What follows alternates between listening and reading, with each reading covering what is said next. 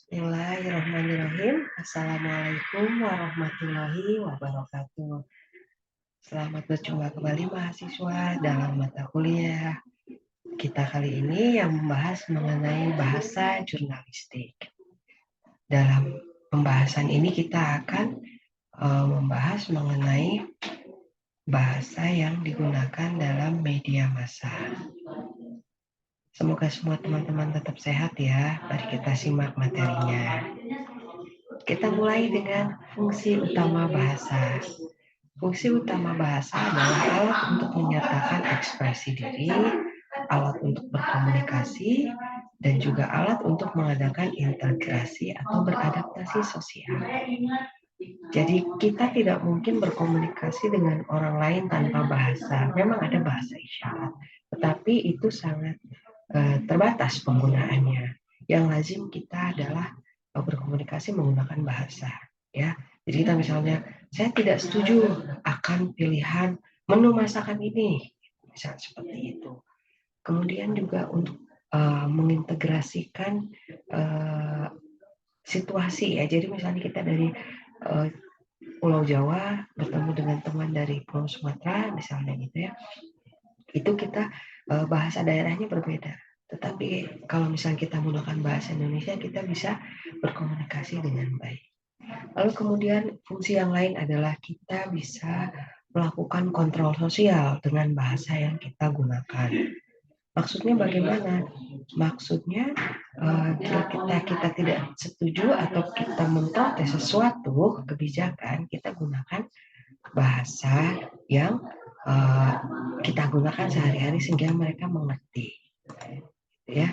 Nah, sekarang kita lihat bahasa jurnalistik itu adalah bahasa yang kita pakai ya, karena dalam penulisan di untuk berita, menjadi speaker, kita menggunakan bahasa jurnalistik. Apa sih perbedaannya bahasa jurnalistik dengan bahasa sastra? Mungkin kebanyakan yang bertanya seperti itu karena apa? Karena ada sebagian tulisan di media yang kita temukan itu sastra, seni sastra gitu ya. Kalau bahasa jurnalistik itu bahasanya bukan bahasa sastra, karena jurnalisme itu menurut beberapa tokoh, jurnalisme adalah sejarah yang ditulis secara tergesa-gesa. Maksudnya apa? Maksudnya kayak peristiwa yang terjadi kemarin kita ketika pemilihan presiden, itu kan peristiwa yang terjadi. Nah sekarang sudah tidak terjadi lagi, maka apa? Maka dia menjadi sejarah karena sudah berlalu. Nah kita menjelaskan bahwa ada pencoblosan pada tanggal sekian. Nah itu kemudian berarti kita sedang menuliskan peristiwa hari itu. Jadi bahasanya harus singkat, jelas, langsung, nggak berbunga-bunga, nggak pakai kata-kata kiasan. Hal ini berkebalikan dengan bahasa sastra. Kalau bahasa sastra itu kata-katanya indah, berbunga-bunga, dan penuh kiasan, seperti yang kita temukan dalam novel, dalam puisi, dan mungkin juga beberapa dalam film. Nah, jadi bahasa jurnalistik itu apa? Sebenarnya bahasa jurnalistik adalah bahasa Indonesia. Kita bisa sebutnya bahasa pers.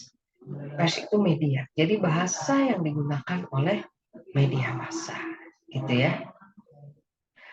Bahasa jurnalistik itu salah satu ragam bahasa dalam bahasa Indonesia, ya. Karena ada banyak ragam bahasa yang lain tadi, diantaranya kayak bahasa sastra, kemudian ada bahasa ilmiah, seperti itu ya teman-teman mahasiswa. Bahasa jurnalistik ini bahasa yang digunakan oleh para wartawan dalam menulis, sehingga sifatnya khas, singkat, padat, gitu ya, jelas, menarik, dan lugas. Tidak ada kata-kata yang bermakna ganda, seperti itu. Nah, posisi bahasa Indonesia di mana? Di tengah-tengah antara bahasa sastra dan bahasa ilmiah. Artinya apa? Artinya dia tidak berbunga-bunga, tidak juga kaku. Tadi yang saya sebutkan, dia lugas, dia langsung. Dan harus menggunakan bahasa yang paling mudah dimengerti oleh masyarakat. Ya. Kalau bahasa ilmu kan kering, penuh fakta, kita capek gitu ya kalau baca artikel jurnal seperti itu, ngantuk gitu ya. Gak ada gayanya gitu. Sementara kalau bahasa sastra itu sangat imajinatif.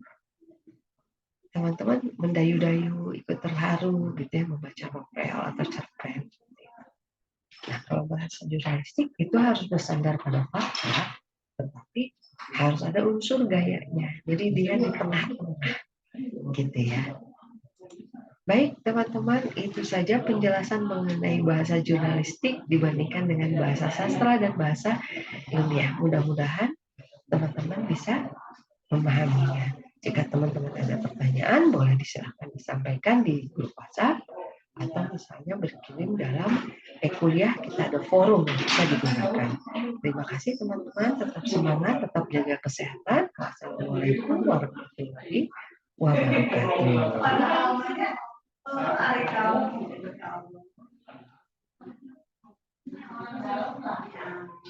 Yang bisa sebetulnya